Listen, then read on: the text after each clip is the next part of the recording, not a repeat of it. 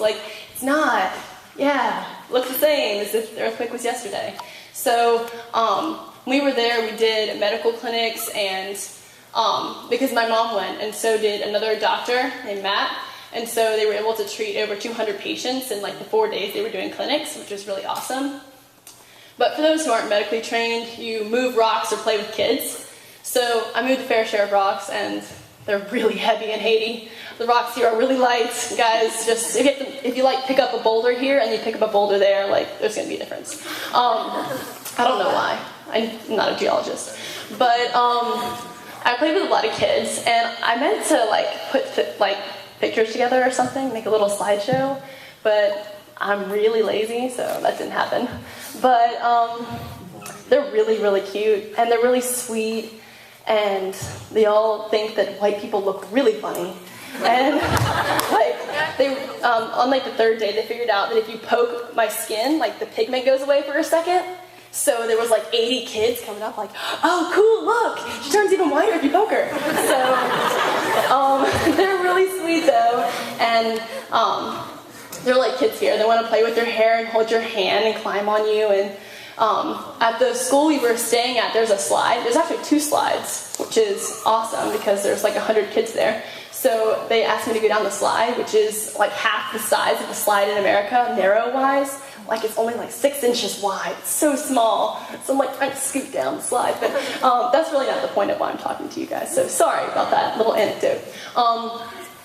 But I mean, the mission trip was really like a pivotal experience for me because it just opened my eyes to a lot of things that I didn't think about before. Like I always thought about my life as being about me, and what like the achievements of my life are more about like others, like what have I done? But since going on the mission trip and seeing that there are people that have so much more faith than I do with so much less, I've kind of changed my philosophy that my life isn't about me, it's about all the people that I can reach and the people that I can touch and like be in fellowship with. And anyone who's talked to me for an extended amount of time, or even a short amount of time, a long time ago, has known that my favorite verse is Matthew 20:16. It's the end of the parable of the workers in the vineyard, which you may not be familiar with, but the last verse is, so the last will be first and the first will be last. And I've always said, yeah, that's my mantra. Like, I do that all the time. I always let others go first, but I'm actually really bad at that, and I kind of suck at it sometimes. But I've kind of like this summer been thinking a lot about another verse, which is Joshua 1:9. It's on a lot of posters in kindergarten classrooms, at least church kindergarten classrooms, otherwise that would not be separation of church and state. But it says, have I not commanded you, be strong and courageous, do not be afraid, do not be discouraged. Lord your God is with you wherever you go.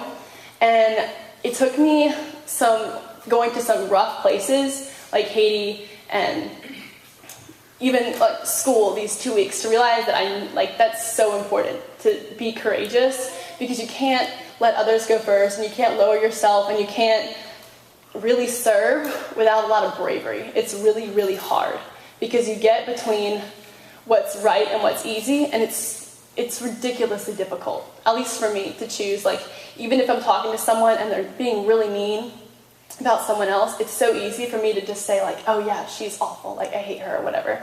But like, I don't know why that's so difficult for me, especially when in the Bible it says like 100 bazillion times, don't do that, be nice, be a good person. It's a ridiculously hard direction to follow. So I wanted to share a story with you guys from the Bible, and it's from the book of Esther, which I don't know if you've read it, but it's also an excellent VeggieTales. Like, made my childhood there. But Esther in VeggieTales is an asparagus, I think.